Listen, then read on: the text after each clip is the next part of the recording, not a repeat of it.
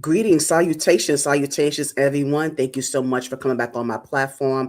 I really do appreciate the support I was given, and I appreciate my next guest who's coming into the building. So, I have to make sure I keep my bra on so I can make sure that I'm presentable enough to be able to be in the presence of someone who is an author of a plethora of books. I mean, he has a little library of his own. So, I'm really looking forward to conversing about that, as well as him being an educator, which we all do need, and also a screenwriter as well. So I want to present to you, introduce to others, a man who goes by three names, by the way, is Isaiah David Paul. Here we go.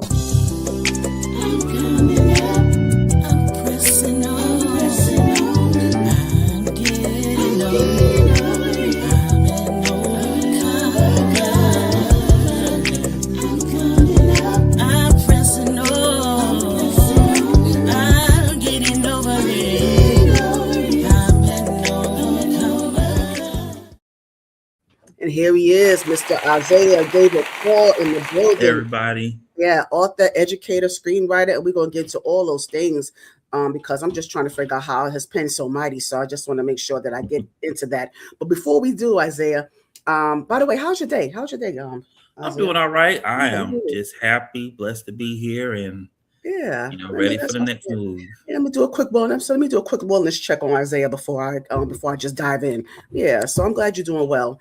Yeah, so I just want to make sure that I cover the beginning phases of your life. Not just your career alone, but your life period, because it Okay. started somewhere. So I want to make sure that I get into that because I love to hear it. I love to hear the stories about behind the childhood, two-parent household, is it one family household, home beginnings? Did you have bologna sandwiches? Did you have the lunchbox, going to school, or did you come from well-to-do background? Did you have tea and crumpets, or maybe you didn't have to have hand-me-down clothes, or or old shoes from your brother or sister, like you might have had, more privilege, but whatever background you're from.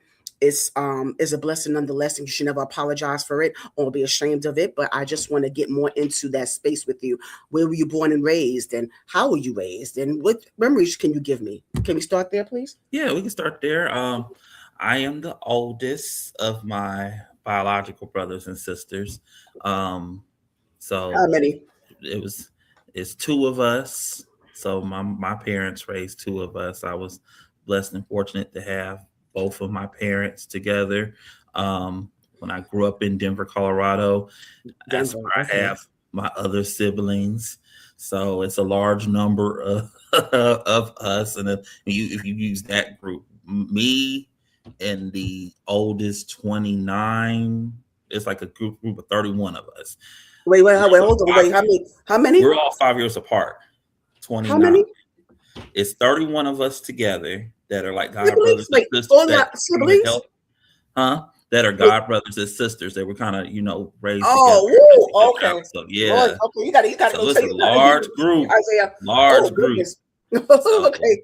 Oh, okay. But a how many? lot of Okay, let's siblings, say but um, so like if you count I still talk to quite a few of them. You count like your god siblings and stuff like that, and your play cousins. It's a you large play number. cousins. Yes, But my yes. parents I had love the two. community. Yeah. Yeah, my parents had two. So, um, Yes. Hmm. so I was blessed to where I could have, even though I was the oldest in my household, I had older people I could, go to get guidance from, and they like picking on me a Why? lot. They keep doing you? Why?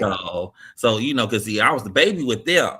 So it's like, Okay. it was mixed. So it's like I'm the oldest in my household, but when I get to be with the other kids, I'm the baby. I'm like, oh God, here we go. Here we go. Yeah, it's I like a got different stories ball for game. days for that. But my parents, before we got to Denver is home and where most of my upbringing is from. My dad worked um, a government job that required him to travel a lot. So we went from one city to another city. So most of my formative years, I never was at a school. So although my parents weren't part of the military, it was like being part of the military because It was they right. moved, we moved. So one year I was in this school, another year I was in this school, I was in this state, that state, but Denver was home. So that's where we settled for majority of my say upper elementary and middle school years. And Okay. so And we'll with get right in. We're that. gonna get into all of that in a little bit, but I just want to get more into the childhood because we don't, because I like to dig. I like to pick. I gotta pick on people, Mhm. in a good way though. When it Yeah. comes to childhood, 'cause like I said, I try to dig up memories. Like, what cartoons did you enjoy? Did you have to share the TV? Did you have to ration out the food? Did you have to put your name on stuff? I mean, did your parents have to make sure that you ration out stuff? Like, don't you touch this and this? You only get one of that. Did you have bunk beds? Palace on the floor? Like, give me some memories. Give me some games you used to play. Did you play Trouble or Sorry or Nintendo. Monopoly? Nintendo. Monopoly's my See, that's what favorite. I'm talking about. Kim, come Yeah, on now. Monopoly is a Come on. favorite board game. Played Sorry, Nintendo, Sega. I got Yes. a Sega Genesis. Yes. Um, Definitely had bunk beds. Me and my biological brother, we're about 6 years apart, so we shared beds at times when he got older. Um, but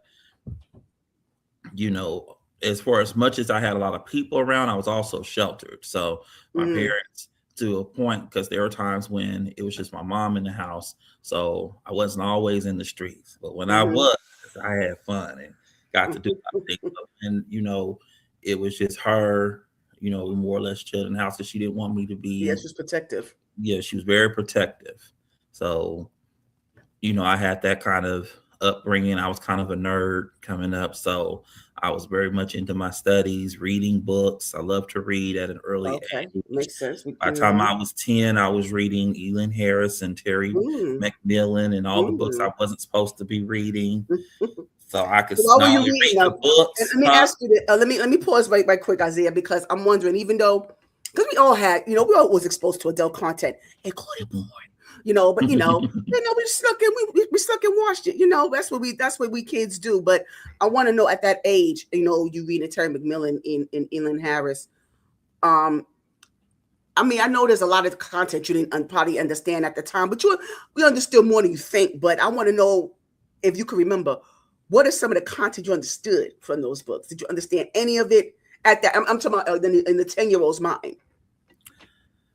Yeah, to a point, because when Terry McMillan's Waiting to Exhale came out, I'm Mm-hmm. old enough to remember that there were a lot of reading groups, a lot of discussions. You used to hear Mm-hmm. about different women. Every time you was like, if I was in a library or in a bookstore, it was nothing to see a bunch of, and it was mainly women, but there were some men there, but it was nothing to see a bunch of women getting around talking about Savannah, talking about Gloria and Bernadette and some of the other Bernadine. characters. Bernadine, sorry. Mm-hmm. Some of the other characters. And because I also was reading Ebony and Jet magazines, and Right. eventually reading the Source magazine and Vibe. So I was, catching up on a lot of that. I remember the television shows were like, I remember Waiting to Exhale being the phenom, and Yes. then, in that era also makes me like a different world, baby. You've seen a lot of different, um, I'm trying to get this right. There were a lot. I remember the show having a lot of different black intellectuals and black authors, Mm-hmm. a Mm-hmm. variety of them throughout on the show. Mm-hmm. So you saw those those people, and it was like every time in that era in time, it seemed like every time Eric Jerome Dickey had a book come out, everybody ran and got it. It was like the black community, one of us got published by a major, everybody made sure that you went out and got that person's book. Omar Tyree had a book, everybody went and got their books. And I feel bad because I don't remember everybody's names, but I think Shaneska Jackson was another, Right. Benito Little, um, April Sinclair, read all of those books. My mom would Mm-hmm. get the books, the library would get the books. A lot of times she'd get the book, she'd come in by 5, I'd have the whole book read by 9. And could Wow. tell her about it. And that's the thing. So let me go back to that Waiting to Exhale when you read it like at 10 years old. What I want to know is at that 10-year-old mind, what did you receive from that book at that time? What did you understand how did you interpret that book at that time? That's what I want to get to. Um, for me, it I don't want to say it was scary, but it was almost like you've seen relationships differently, because on television you saw like the Huxtables or the Winslows. They had a two Mm-hmm. parent household. Both men and women were successful, but you already saw relationships that were already formed together. Here, with them, I learned about the different problems with relationships and how different people went through different aspects. Like, I hadn't really heard of divorce or seen Mm-hmm. divorce until I read Waiting to Exhale, and then to see what people do in divorce. And that made me feel like, if I get married, I definitely don't want to get divorced. 'Cause I don't want no one burning up my clothes and trying to touch up my cars or whatever. Um, I think from with Gloria, I learned to appreciate just being able to. I'm trying to get this right because it's been a long time since I read the book. But I remember Gloria was more about, self esteem and accepting yourself for who you are, because Mm-hmm. I remember her talking about her weight in the book. Mm-hmm. And I think I wouldn't say that's part of the reason why I like big girls growing up, but it was more like you saw them more as, when you're young and at our age and you're watching, music videos or seeing people online, you're seeing one type of woman, but Mm-hmm. Gloria presented another type of woman that became beautiful to me too. And it was like, Right. and when I met people who were more aligned with her physical aesthetic, that made me, because I think it made me want to get to know them more as the person and not see, women as, superficial, women as objects and stuff like that. Of course, my god sisters helped me with that part of it too. Right. Right. But in reading that book, that really kind of clicked in my mind. That was what was most um, Okay. memorable for me Yes. at that age. Would Okay. be, And so before we and shout out to Ron Rebel in the building. Thank you for being here. hey, Yeah. what's up, man? Yeah.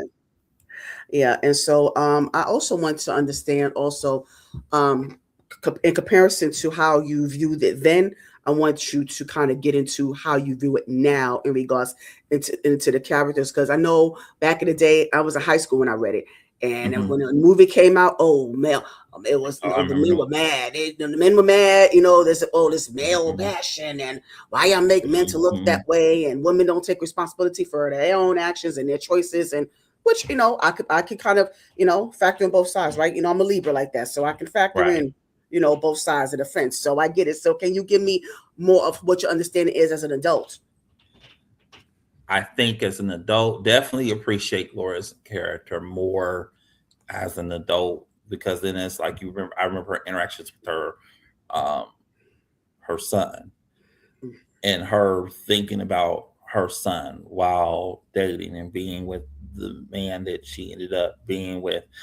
I think when you compare the movie to the book, I don't remember, because like I said, it's been a while since I've read the book, so I want no one Yeah, I trying know, to me chop too. me up. Yeah, yeah, But right. I didn't know or don't remember in the book the man that Robin had, the first one, being a full figured male as well. But It seeing it was, in the yeah, movie, yeah. it kind of made you think about other people. Because, yeah, it's supposed to be a funny comedic scene, but it It was like, was. That's one of my favorite parts of the I movie, by the way. always, But yeah. I always thought, well, these are different people. Mm-hmm. And I think as I got older, it was like there are things about Savannah I liked and didn't like. There was things about all of them I liked and didn't like, but it made me also look at, okay, how did they get this way? How did they, Mm-hmm. um, you know, where did they go from here? Mm-hmm. Or Mm-hmm. what are they doing with their lives from this moment? And then two, it was more of a, because I'm old enough to remember where you didn't have a whole lot of, like, how you can go anywhere now and see a black television show, black movie, black art. In the 90s, it was more, I wouldn't say more special. We appreciated it more because it wasn't always that opportunity. So it was like every time there was a black show or a black book out, it was a major event. Yes, it was. You read it. So You're right. we Yeah. had, that. So it made Mm-hmm. me look at and appreciate different perspectives differently. So Okay, yes, yes. And yeah, thank you for that perspective, because I always want to try to compare and contrast, when it comes to how you interpret things, younger and as you get older. Because, now that we're grown, yeah, there's a lot of things that we look at differently, as you should. So Right. I'm glad that you're able to share that perspective. So now we're going to transition into elementary, junior high school, Isaiah. I would love to hear the elementary, junior high school phases in life because we don't talk about it much because we don't understand how pivotal that is.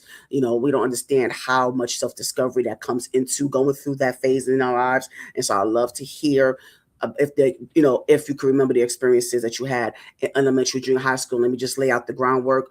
Like were you a popular kid, shy kid? How were your academics? Did you look up to certain teachers? And how did you develop your social skills? Helping in the staircase, acne, puberty, testosterone levels, like going every which way. So I just want to get more into that experience with you, elementary and junior high. Okay. With elementary school, I moved around a lot, but once we got to the school Mm-hmm. that I was in Denver, it was like, I got to experience being the new kid, and it was almost like the stereotypical experience you saw on Mm, television where he was always picked on. I came up, during you know, in the early 90s and in the West Coast, we had the big gang situation. So, mm, you had a lot going on we had both the Blood and Crip situation, and then the KKK was really big back there too, because mm, they used to have Klan rallies on Martin Luther mm. King's Because I was going to ask, birthday. I was just about to ask you how was what was Denver like for you. So thank you for Yeah, showing me. so they Go had that. Um, back when I was in school, you went to school on snow days. Snow Yes. 3, 2, 3. The only time we missed school Mm-hmm. was if the power was out, the ice was too bad, or if it was over like Yes. 4.5 feet Mm-hmm. of snow. Any Mm-hmm. other time, you went to school. And, Mm-hmm. sometimes we walked to school, sometimes we ran the bus. So, the interstates were almost like, and it's still like that now because I've been to Colorado recently, being on Chambers and 6th Avenue was like running across the interstate. So, Mm-hmm. you're trying to run across and you're not at the crosswalk and stuff. You're running across the street. So, I've at times when the game's really bad, you're running from bullets, or when the games weren't so Whoa. bad, you're trying not to get Mm. hit by the car. So that was a real reality for us. I was blessed enough that in my immediate household, it was provided for real well. But when I went to visit my cousins or spent time with them or spent time with my god brothers and sisters, I saw and identify with having to fight roaches for my food because here I am supposed to have my Yes. plate and I'm flicking the roaches off because I'm like, no, you can't have my food. It's supposed to be Right. for Don't like me. what you think So this is. so it's Yeah. like I Yeah. had both experiences Mm-hmm. um, with that coming up. I was a hustler when I was young. I was selling candy at 10. So, and I was hiding the fact that I was selling. So the difference I between was me and hoping one that of you my caught the hustler books. part like hustler. So yeah, so the You difference between me and one of my hustler. characters in my book is that Martin got to ask for permission. His parents said, "Yeah, I was selling candy because I saw the drug dealers have money, the gangsters have money.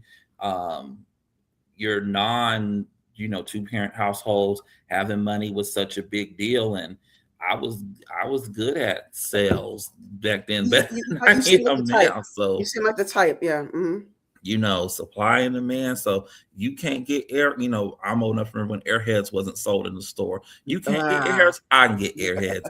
Here we go. Yeah, Cool. you We had the sold hookup. Kool-Aid mixes, all that. So Yes, I was the yes. candy. So I was the nerd. I had the ability to sell candy. It brought the attention because a lot of the gang members in my area, they were like, well, he can sell candy. What else can he do? And that wasn't what I Mm, was mm. interested in. And that's kind of like how me and my god brothers and sisters got together because we didn't want to be in the gangs. So we were kind of like a group, for ourselves because I didn't want to, even though I may have had morning, good afternoon rather. I may have had different exposures for that. I also knew that wasn't what I wanted because education had been ingrained in me. Mom's whole thing Yes. was you're going Mm-hmm. to college, That's non-negotiable. Then I saw a different world and was like, well, not only am I going to a college, I'm definitely going to somebody's HBCU. Didn't know it would be A&T at the time, but I'm going to somebody's HBCU. And that was important because, like, a lot of the television shows and even the books I read, I always read about educated Black men. I was a big fan of Walter Mosley back then. So I was always reading while selling books, while being in school, while being, having all these different influences. Reading allowed me to, escape some of those things. But I'm also a child in the hood, or hood adjacent. So, I'm getting into fights like the rest of them. I'm playing soccer because, I'm from the West Coast. So I'm not gonna say there was no football teams, but a lot of the kids in my area was a part of like a organized team. So we did like street soccer and street basketball, and sometimes soccer and hockey got mixed up. We played hockey so we could fight. It was not so we could not the learn sport. the fundamentals of the game. It was like you had beef with somebody. Okay, let's go play hockey. You on that team. You That's on this team. And you battle out that way. Some people had break dance and you had hockey. Okay. So we definitely, did it that way. But as I got to middle school, I was still, even though I hung around like I wouldn't say I was the popular kid per se. We hang around a rough crowd because one thing a lot of my friends groups in that time had in common was we had older brothers, older cousins, parents. Some of them had parents that were heavy in the drug game or Bloods or Crips. So a lot of my family members I didn't have a lot of family members in the gang, but the few that were Bloods. So it was like a big secret. So not without saying names, Right. It was a secret. And and that was one of the reasons that with my god siblings, some of them knew who I was really connected to and some didn't. So it was like we kept each other's secrets. Gotcha. So it's cold. So we definitely had that. But I didn't miss out on, your regular boy upbringing. Okay. So definitely a lot of music, a lot of television shows, a lot of, if I watched Living Single in Martin,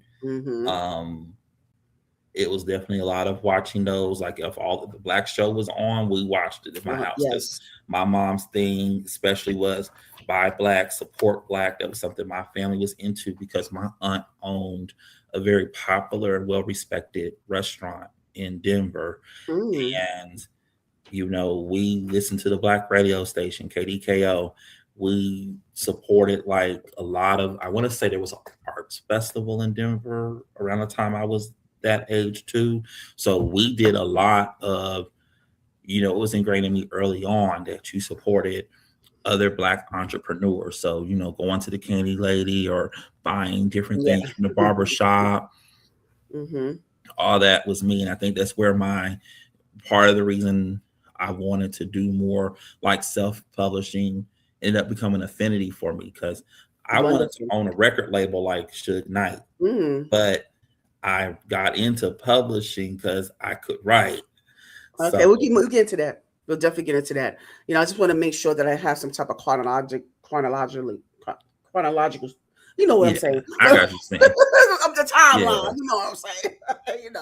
Because but thank you for asserting that stuff because I'm really enjoying what you're sharing with me. So that's why I'm just kind of absorbing everything. So I appreciate that. And so now in regards to because I know you just really as you dropping the names of the authors that inspire you, you're dropping a lot of these shows that we are privy to, classic shows, and and I'm glad that you're able to pull from those inspirations. So it's very important that I'm glad that you've actually shared that because it's so very important that we get to know, who shows you're standing on. So I'm glad that you're able to put all those in as perspective. But before we get into high school, is anything else you want to share in regards to junior high? I would say that's probably when I first started writing, because Okay. sixth grade was Mm-hmm. very rough to some extent, but seventh grade was where Why was it I got rough? into sports, huh? Why was it The, rough? the gangs, the shootings, the fighting for. We didn't want to become gangs, so we fought the Crips at my school. So yeah, Yeah. we did Wow. not want to. Mm-mm. We didn't, No, we don't want to account to those. Mm-mm. it was like, join or die, and we chose to fight, so we wasn't doing that, and we ended up. I'm glad you fought. You brave. Yeah, that's real brave of you. Thank you. And then by Yes. the time we got to seventh grade was almost like a therapeutic year, because it was like the teachers knew kind of what was going on. So it's like a lot of the kids that were on my team, we were put on this team to in part explore our artistic side, because the sixth Yes. grade teachers discovered what each of us could do a little bit here Oh, I'm and glad there. somebody did. But Okay. the I was. seventh grade Mm-hmm. teachers really nurtured Mm-hmm. that. And that's where the writing, my friends made me get up and rap, because back then it was like everybody wanted to rap or do basketball, and I was good at writing people's. I just wanted to write other people's raps. I did not Oh, want you a to sing. ghostwriter? Yeah, so that's how I got into ghostwriting. They tricked me. So I was supposed to be helping them write the raps. Then I ended up writing the raps. Then I ended up being on stage with them. So I Let me got see. to You remember something? but You remember a rap? You can give a snippet. You remember? no, You remember? You remember no, anything? I don't want to embarrass nobody. No, I mean, come on. Especially back then. I I don't mean, remember. I mean, like we did nostalgia. more.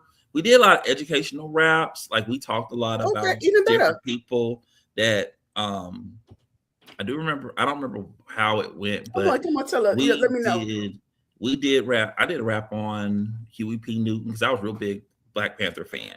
Bobby Seale and Eldridge Yes, Cleaver. absolutely. So can you So give us some? Give us some of that. definitely, Come on now. I say I know you could pull. You could you could judge up something. Come on. Let's go. no.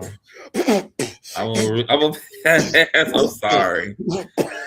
I can tell you we tried to make it work, though. I mean, we rapped over crisscross beats, just like we rapped over Oh, really? Dr. Dre's beats and DJ Quick's beats and E40 and Too Short. So we listened to them on the West Coast. So that one instrumental that's on the Straight Outta Compton album definitely got played a lot. So we did a lot of that, and then different R&B groups had come out. So TLC, we took the remixes to Creep and rapped over them. So I can tell you what we did. I don't remember any You remember rhymes actually? and stuff. Okay, But I'll spare you. I'll spare you, Isaiah. I'll spare you. But yeah, we took any of those. Like, we bought the singles to get the instrumentals to rap over. So while you had like your different rhyme circles and stuff like that, that's what we used that for. So even if it was like a little slow jam, we'd find a way to rap over that. We listened to a lot of, because Video Soul, and I can't remember all the BET music shows that were out, but we listened to a lot of reggae. So on my playlist for my latest book, everybody's like, how you get all that reggae? Well, you have to remember, I grew up in the 90s, and we grew up on we had reggae. That's when you had a lot of different. Yeah, it was so much diversity. That's why I miss about BET. There was a Caribbean show. Was it Caribbean Soul? Yeah, but it was. It might have been that, because I meant to look that up when I was writing the book, but I got so into writing that book. Yeah, I mean, I missed the days, Isaiah. But see, now you got me going, because now it was Video Soul. I think, like I said, I think it was Caribbean Soul or Caribbean. It was Caribbean something. We had Midnight Love late at night. We had Sita. Yeah, I remember. I remember her. I mean, 106 in Park. It was just a time, Isaiah. So yeah, see, now you're bringing me back. Yeah, and then we had, because remember, we had AM rest, or at least in Denver, you had your pop station. It was KS 104 at the time, but now it's KS 107. They were more pop, but they played a lot of the popular R&B and rap songs. Of course, Snoop got played on there, Dre got played on there. And then when you got to KDKO, like many Black urban stations at the time, that was more of your community station. So you got community news plus your traditional R&B, jazz. Like, every Black genre almost had a segment. Like, I'm used to hearing blues, so BB King and Bobby Blue Band, Then Love you it. had gospel Love on it. Sundays and the They different had that too. hours. There was a gospel, lift every voice. Thank you. Okay, yep. Yes. And then we Hmm. had the illegal stations, and every now and then the illegal station would pop up, and everybody, it's Yeah. kind of like a secret. Everybody knew where everyone, you never knew what dial was going to be on that day. But if you heard Too Short on the radio, you knew you was at the right place. If you heard DJ Quick on the radio, you knew you was in the right place, so you could listen to your gangster rap on the radio too, and uncensored. But then you also had your news and Uncensored, talk. yes. Hmm. So they would balance it Yes. out. Like they would slip in, like, after they fed you that, you had to listen to um whatever Malcolm X recordings or Louis Farrakhan Mm. recordings. So the different illegal stations that would play rap would also feed you like messages from the Nation of Islam or other community messages. That's kind of how they got away with it. So, not snitch and telling, but that's how No, no, I get, you got yeah. it. That's how you Yes. got it in. Yes, you So got it in. Yes, we got it all the way in. That's why I that said, was important. yeah, and just like, I appreciate that. That's something I just really appreciate, being a part of that time too. We growing up in that time. And Yeah. so, Isaiah, what high school did you go to? I went to Reynolds High School in Winston-Salem. So we moved my eighth Oh, grade year because my oh, mom, okay. it's kind of like the Fresh Prince story. She didn't want me that she knew bits. She didn't find out until much later. They knew bits and pieces about some of the stuff that happened in sixth grade, but they didn't know the whole story. There's a lot of secrets even now with that. But we moved, to Winston because my dad's jobs was mainly on the East Coast at this point, and it was being too much with, you're coming home and you're on the East Coast most of the year, and you coming here for the summer, coming here for a week of Christmas, or we tailspin where, they come get me for the summer, but then we go up to Ohio for a little bit in Columbus. So we go to Columbus where some of my family in Ohio and Youngstown, Mm-hmm. where some of our families is at in Ohio, and spend time with them. But then we just moved to the East Coast. It was easier to just be Okay. over there, and that kind of Where the entrenched East me Coast? more Where? in North Carolina. North Carolina. Okay. Yeah. So Oh, because yeah, you by said this, Winston Salem. I'm sorry. I'm that's all sorry. right. That's all right. I'm sorry. Okay. Now, see, Yeah. by this time, my cousins was going to my older cousins that were going to colleges. They were going to Atria, so they went to Tuskegee. Try and get this right. I think one went to Morehouse. And so, like, you were at a lot of colleges in North and South Carolina. And at the time, North Carolina was known for, and North Carolina still does have a lot of, higher institutions of learning. So Mm-hmm.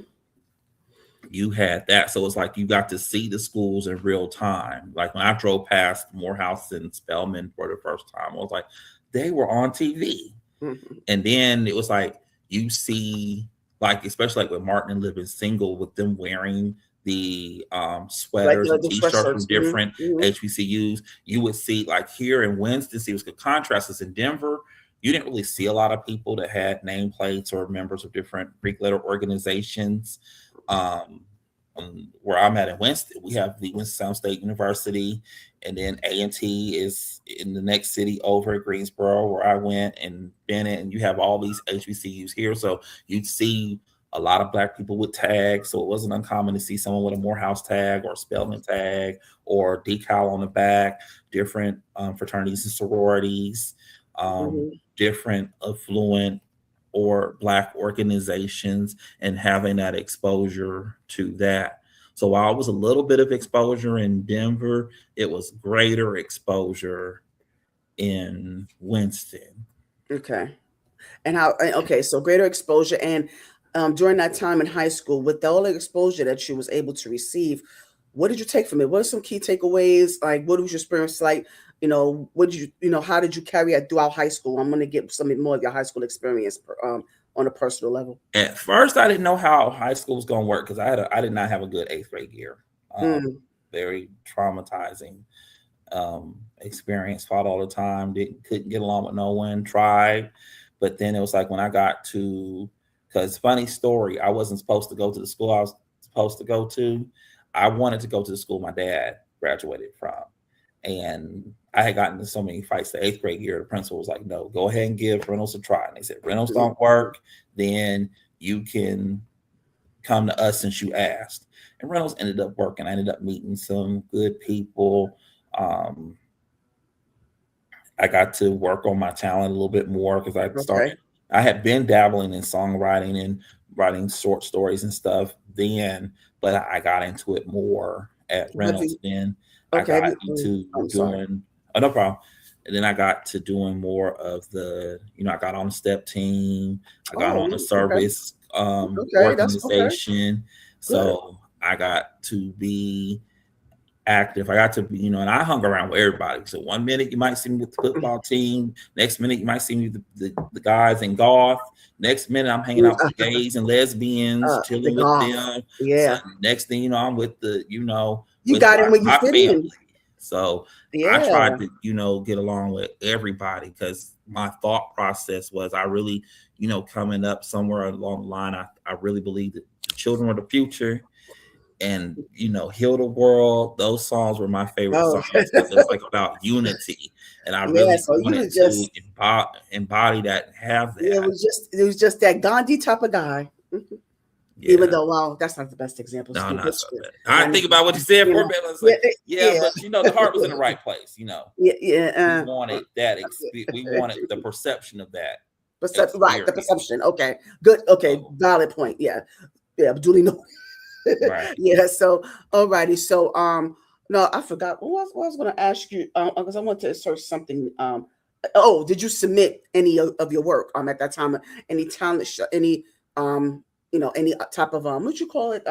We submit like your work. You like know, contests and stuff. contest, and it Um, was something else. But yeah, Yeah, I actually was looking into publishing then because by this time I was an avid oh, Black Enterprise reader, and between Black Enterprise and The Source, those were like my first business books, if you will. I learned a lot about doing publishing.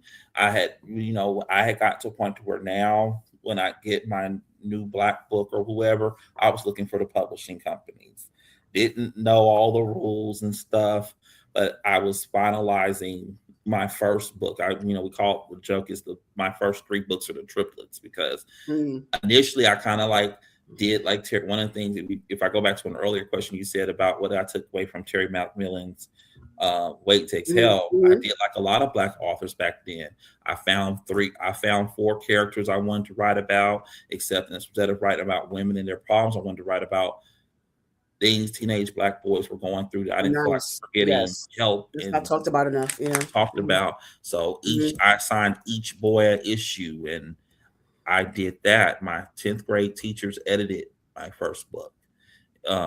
In No, parts. Initially, it was supposed to be short oh, stories, and then what ended up happening was I weaved it together into a novel, and one novel became two, and two became three. So I had written, by hand, and I was selling by this point because at first it was like, well, let me raise the money because I had heard self-publishing was popular. I had met Elin Harris by then and had followed really? Omar Tyree's career by then and Mm. realized that they had got on by self-publishing. I said, You well, said you met Elaine Harris? yeah, I went to a book signing. He came to Really? Winston. I want to say it was when he did Abide with me. That is so It was dope. the fourth or fifth book. Don't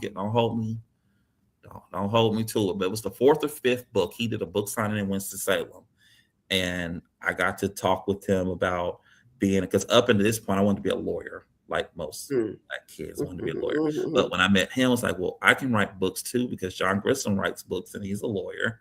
So I, kind of got the seeds in for that. And I was like, well, how would I get this done? I had wanted to own my own publishing company because I was like, well, I don't have to own my own record company. Let everybody else be on. A lot of people that want to be rap, they can have the rapping part. Let me just figure out how the publishing part works, and maybe I could work with them, later on down the line. So that was the plan. Nice. Okay. I'm glad you're able to get to experience that. You had a full life so far. Yeah, I'm loving this. I'm really loving this. And you have so much more to do. So I think that's wonderful, that Thank you're you. able to, get into all of these different experiences. Yeah. So I'm really enjoying this. So now once you got out of high school, what did you do right after? Because I know sometimes, I know you said that college is non-negotiable for your family, but I know sometimes you don't always go straight to college. Sometimes you work, Sometimes you want to try to venture out on your own, and then you get the college experience. So what did you right after high I school? actually went right You went into right into college? college. I continued the tradition at my school. Okay. We And had what a college was that? tradition where I went to A&T, North Carolina Agricultural and Technical State University. Tradition at Reynolds High School is one of your top seniors gets accepted the first week of school and they win a scholarship. So I continued that tradition Mm-hmm. for, Mm-hmm. I think the tradition had been going on for like maybe 15, 20 some years at that point. So Mm-hmm. Mm-hmm. I was the one for my class. So got to A&T and continued to be active. I joined the Student Government Association and I actually published my first book. I actually got it in print form, although I had the ebook and the website publishings and was into different message boards and stuff when I was Wow. younger. I actually um, got with the subsidy press that did print on demand. And like many people that published their books in 2001, I went that route. Um, didn't work out, but I was able to flip that and find the printers that some of these subsidy presses were known for. Really? And So wait a minute. I So what made started you my own mill. yeah, pause 1 second, Isaiah, because I want to get more into, because I know you started getting into it, like you're, into the, how you got into the self-publishing. Because I want to know why you did it, first of all. And second of all, because I've interviewed with several other people who Mm-hmm. self-publish. And Yep. so I've always want to hear, their approach towards it. And I want to get more, I want to get your cliff notes as the steps, like why did you self-publish, and the steps towards doing that, like kind of give some cliff notes to our audience as the steps towards self-publishing. Okay. I'm a piggyback and actually Easter egg one of your previous interviews. You talked to Silk White and he Ah, talked about doing this work while in prison. I remember Sean yes. um, Sinclair talked about writing while he was in prison and the difference between being an author that is in prison. I ended up managing the author that was in prison later on. But, Oh, wow. Oh, I gotta hear you that know, one. Yes, yeah, bookmark that one. Yeah. okay. But, when you're in prison, the thing that a teenage boy and an inmate have in common is you don't have a lot of resources. And what I didn't know at the time is a lot of your people who were successful at self-publishing in the 99s and 2000s, as juvenile would say, is a lot of them also had 401ks. A lot of them was able to get mortgages on their houses. A lot of them had access to other assets, or later what Master Pete talked about, they were able to use insurance money from a family member Yes, to yes. start their businesses. I did not have that. I didn't take on student loans even at first. So I didn't have that Mm, either. mm-hmm. So I was a bagger at a grocery store and I was making $7 an hour. And that's how I published my books. Now, That's in amazing. college, now when I was in high school, I put like an electronic file of all the work I had done on floppy disk. And I used to sell floppy disk for $1. Floppy disk. And I print it. Like if someone wanted the book print on a 3-ring binder, I think I charged them $8 or $9 or $10. And Wow. what color binder do you want? Just wow. So, You had and to I hustle. printed it that way, and I used that to sell the books. And I even did that for a little while. My first year in college, I sold the floppy disk files, because by this time ebooks were becoming popular. Or I would say popular. They were becoming more of an alternative format. More and more people were starting to publish their Mm-hmm. books Mm-hmm. in this format. So I still charged $1 for my floppy disk because that's what I knew was going to get me the money the fastest.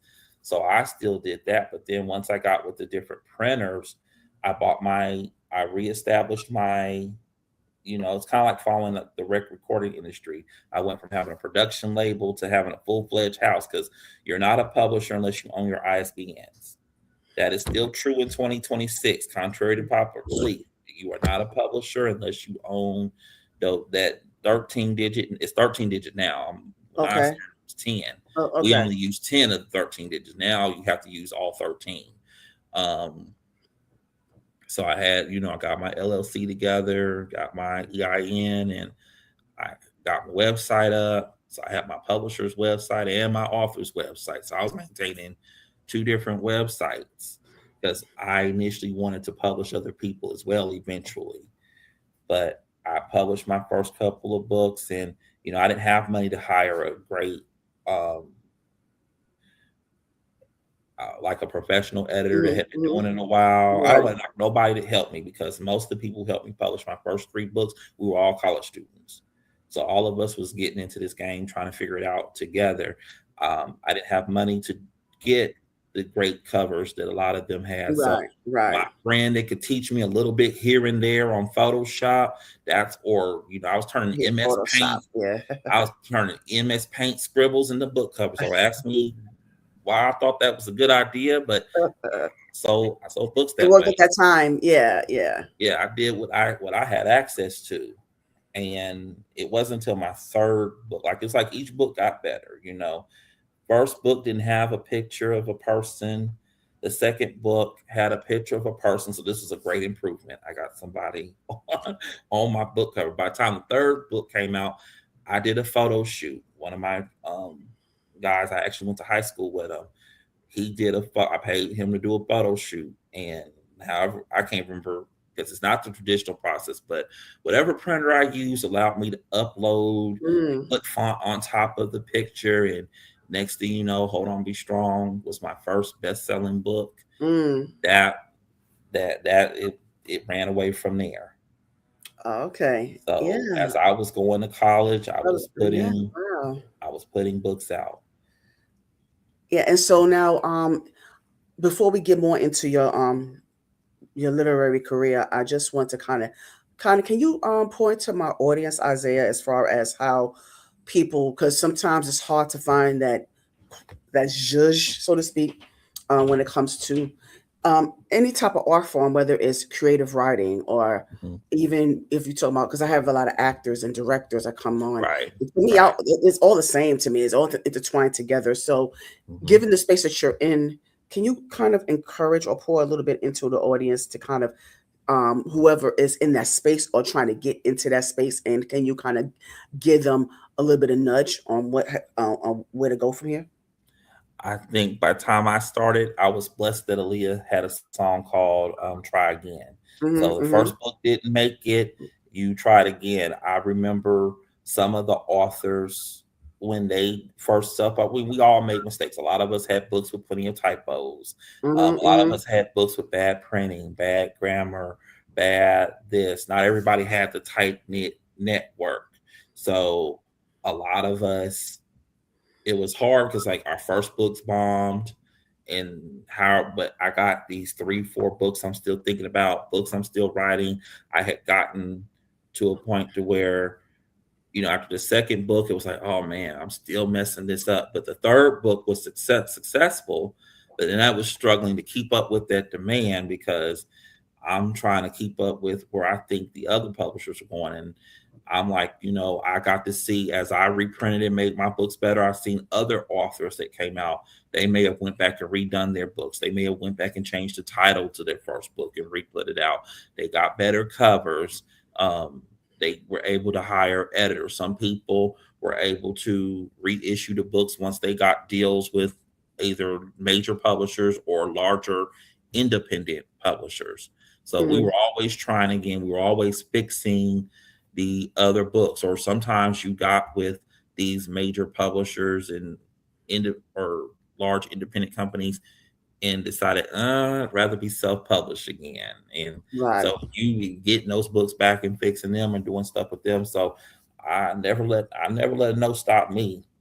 Yes, that's the Yeah. thing. Not letting them. Not all right. So, Isaiah is basically trying to say, you guys don't let anything stop you, or, um, don't always feel defeated every time you don't as not successful as something. Because he did say you keep trying. He said that there was, typographical errors, grammatical errors. There are books that he had that did not have the best cover or did not have the best Mhm. graphics, but he still he still pressed his way. So that is the key thing that he's giving you. So thank you for pointing to my audience, Isaiah. And so now I want to know, like, how did your pen game get so strong to the point where you was able to just kind of get, like I said, just a plethora of all these different bodies of work for the past 15 years? Oh, 27, 27. 28. Oh, Been excuse doing me. that. Yeah. It's been 15 years since I've done a young adult book. Okay. But I would say I was blessed that when I was at A&T, Mm-hmm. there was a group of authors that saw I had potential, and I was given two pieces of advice, and I Mm-hmm. was hesitant on both of them actually. But one was a writing team, and they let me come in like intern, and I got to write some national best-selling Oh, let me books find out with you. them. Oh, I didn't know you was So associated with my one of my favorite actors, Nelson J. Davis. yeah, what's up, Yeah. Nelson? Shout out to Nelson J. Davis. Yeah, Yeah. yeah. Shout out to him. He's on two of my book covers, Yes, I and see. Blessed, Not Stressed, and Style yeah, and Grace. That's Nelson J. Davis in the cover. yes, Yes. those are part of my faith fiction line. So that's different than what he's normally known for. Right. And that's my team line. And so getting back to your question, they were like, we're going to show you how to be in business. We see that you have potential. You want to do things. It's hard getting advice because you had some authors that would share advice, some that would not. I was blessed that Omar Tyree's Uncle Jojo would answer my emails. I think I definitely, definitely, Mm-hmm. I created speed dial just to Like get why you in touch with him. say? Just to get in touch with him. But wait, I quick, talked to Isaiah. him. Before you go further with that, can you give us a little bit of what I'm seeing right here, so we can get a better idea just how to navigate through your website, which is Okay. in the description box, by the way, for everyone Thank that's you. interested in learning more about Isaiah's career as well as his body of work. I just want to kind of get more of an idea how to navigate this. All right. So what you're seeing is the results of this book right here. November is National Novel Writing Month, and there used to be an organization Oh, called NaNoWriMo. And so what those organizations done is you would post, like you would upload your content as you wrote, and it was like how we kept each other accountable. And your goal was to write 50,000 words in the month of November. So what I did was, even though that organization wasn't available, Victoria Christopher Murray had a writers group that she encouraged different people she was mentoring and stuff. And she encouraged them to write. And I jumped in. I says, okay. And she said, yeah. And I got to participate with this writing group. And between that and some of the other young adult books, authors I was reading last year, it was like they broke me out of this writer's block that I had been in, and I didn't think I didn't know I was going to write a young adult book. If you'd asked me a year ago, I had nothing is for nothing had been plotted, but okay. I actually got into a space where I could work on the books. And the next thing you know, I had the book. I took out the outline, I polished it a little bit. Next thing you know, the book was written. So I post different. I need to be more consistent with the blogging, but Yes. the different books and stuff there. So that book that's on the thing right there. Oh, there's a story behind that one. I can That's one of the imagine books just by that the title alone. yeah, um that particular title is one of my ghostwriting projects. It's under my Oh. ex-wife's name. So, and I wrote that with another author. So that's one of the books that Urban Books. I ended up getting a deal with Urban Books later on down the line. That is one of the books they published. Oh, okay.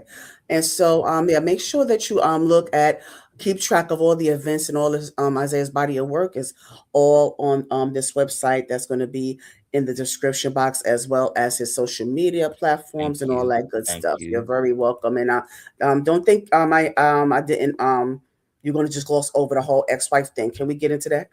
I want to get more into your into your dating I history. will You had like, let me see. be I will be nice. I did not have an Oh, amicable divorce. sorry. And unfortunately, it was a very public divorce. I had to rebuild this brand back because by the time I was married to her, I had launched my faith fiction line. And I had done that after being exposed for writing male, female books. So it was like my Isaiah David Paul fans knew I wrote gay lesbian titles. They knew I was So writing what's the exposure? erotica. Like what's the exposure? In the Were they early trying to, they late trying to find scandal in it, 2000s. or Oh yeah, see in the 2000s, you figure I was known for that was being taboo? around street lit Mm-hmm. author. So I was the I Oh, was okay, the I got hip you. young adult author that had a loose connection to the hottest street lit authors in the game, and then I was exposed for writing those type of books. So it's like by the time I launched Isaiah Day Paul, it was like, yeah, I wrote those books, but now this is what I can do with God and Jesus. And I had got back into the church when I was with her at a Mm-hmm, mm-hmm. time. And like I said, to keep it short, our marriage didn't start out on a good foot because you have to, when you have a partner, if you're dealing with someone, you have to start with honesty. Okay, And right, right. we didn't start our marriage with honesty.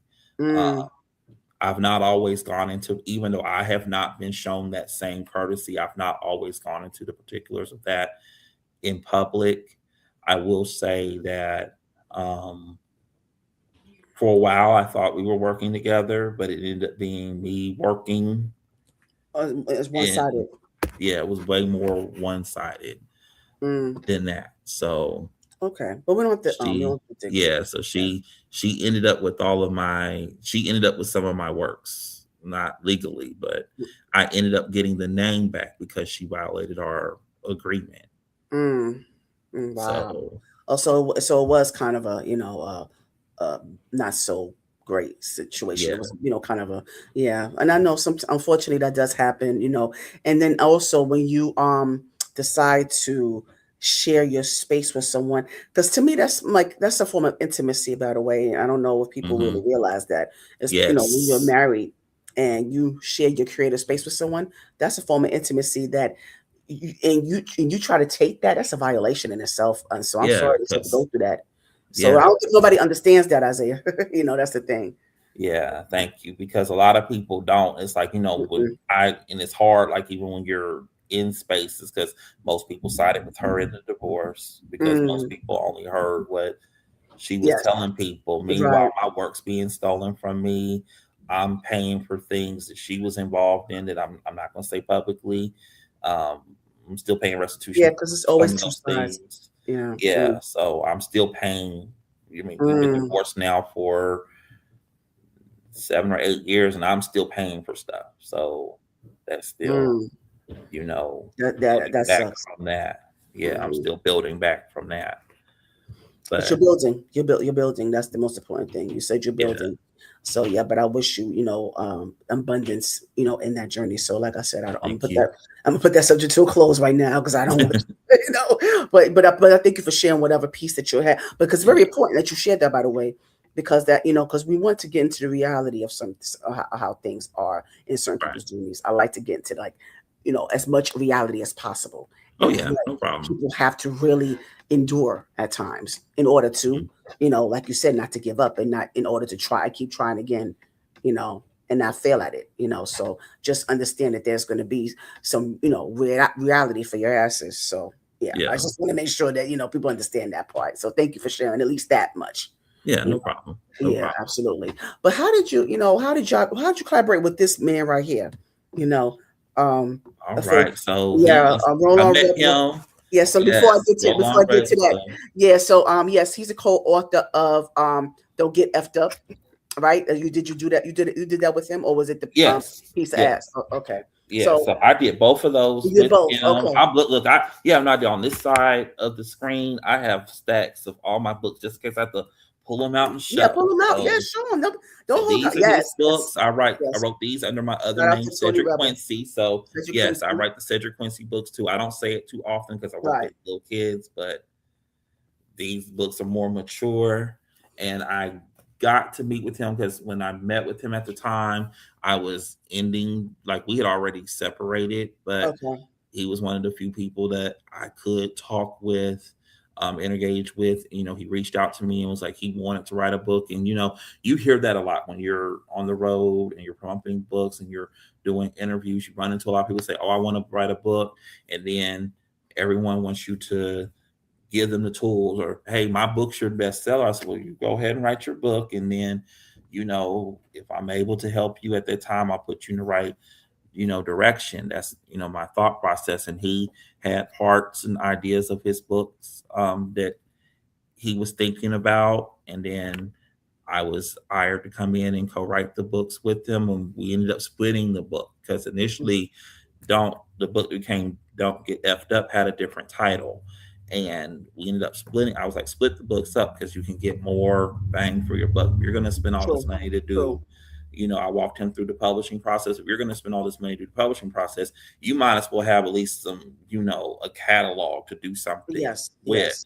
And so we set up Don't Get Effed Up to be more of the biography for him. And then we set up POA, or Piece of Ass, to be more of the expose of sex education and talk about what it was like being in his position while he's being handicapped. Yes. And having encounters with different people. Yeah, because he's still a hoe. Don't let that disability fool you. He a hoe. I know. I talk to him regularly. So you know he's gonna text me, right? You don't go call me later, right?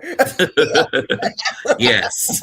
Probably so. But thank you for showing up, though, because that's better than what some people do. You have people that, still, and I appreciate, because, we all have to support each other. And a lot of times I followed this lady named Karen Hunter. She's really known for being a real good editor and co-writer. She's written books for many people. That name sounds familiar to me. Yeah. Yes. And she talked about giving people platforms and telling people's stories and stuff like that. And when I was doing more ghostwriting in that phase, I followed a lot of her interviews. I didn't know her personally, but I got to follow a lot of her interviews, be in some of the panels and listen to some of the panels and get advice from there. So it's like I applied a lot of things that she talked about with ghostwriting, with working with him, because ghostwriting is also about investigative journalism. Almost, you got to dig deep, and just because you hear something that your client tells you doesn't mean it goes in the book. And sometimes you have to. So many different ideas, so many different. Everyone comes to me differently. Like I have sometimes, if I'm working with a fiction novelist, so it's like when I first started with my mentors, and I told the first story about my experience in college, they would have me write certain types of scenes. Okay. And then they showed me, okay, this is what you do if someone does this, or if someone doesn't have this, and these types of questions you can ask. So by the time I got to Roland's books, I have like hours of interviews.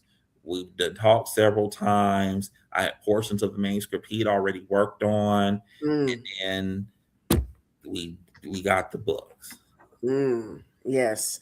And this said hours of interviews and a lot of research. And there's a lot that goes into this. So I said, this is not for the weak, you guys. But again, if this is something, right, exactly. So if this is something that you really want to get into, don't be discouraged, but just be prepared. Okay. That's right. I'm gonna put it there. And even with fiction, people forget fiction is like that, because it's one, you can write your background in history, but after a while, you get to a point where if you're really a writer, you get. I can't say every writer, but me, part of the reason I genre hop so much is because I get bored. I love writing young adult fiction, but I had gotten to a point to where I wanted to write something else. So erotica became something else. Christian fiction became something else. Yes. Nonfiction. I love my ghostwriting clients that come to me like, "Can you write my biography?" Yeah, I'll write diversity is the best. Diversity is the best. Because even I take pieces from what I get from a client and say, that's a good book. She's not putting it in her book, and I actually, one of my books, I can say, did that. I took a piece of something she didn't use in her book and used and researched on my own whole separate subplot that she didn't use. And next thing you know, it's in one of my books. I love it. So and it's a way to get new ideas. Y'all take from each other. You could kind of feed one another. Y'all sharing things. Y'all sharing with each other. Yeah, that's another thing too. Each one teach one. I love that. Yes. Yeah. So now let me get into your education part of your journey. And what do you teach? Like, what is your and what aspect are you educator of? Right now, I teach elementary school. I teach fourth grade. One fourth grade. Ah, I love Yeah, it. I love my little kids, so that's Ah, why I try to be cautious of some of the things I say, because who I am in real yes, life versus, yes, because there's so what much you saw me access. 10 years ago versus who I am now. It's kind of like, these kids are savvy. They go back in Yes, time. they are. I taught fifth grade one year, and yeah, they caused me a lot of problems because they found old social media profiles. I had to pay some fines because it violated some What? stuff I was doing with the insurance company. Oh my It became a goodness. whole little thing. So these little kids are savvy. So now Yes. that explains why certain things, like, and you have to think about that when you're offered too. Like, the reason why a lot of us have pen names is because, like, I have that aspect of my life. Yes. So it's like I'm well guarded in how I present. Even my other well-known pen name, it's presented in certain ways. At times when I have interns, they manage the profiles for me, so I give them. So it's more spicy when they do it because they have more free reign. When it's me, it's like my fans can tell when I'm on the when I'm on the scene, because we doing more of this stuff. When they on the scene, I let them do what they want to do. Oh yeah, they have a lot of fun. They Let have. me ask you that, Isaiah, because I want to get more, especially because we need more men teachers, by the way. So thank you for just being a part of that. Thank you. Yeah, I appreciate that so much. We need more men teachers. And also as a teacher, I know I want to get because I had someone, I have an educator as well that I've interviewed with late last year. Shout out to Nicole McGraw. She's a member of my church as well.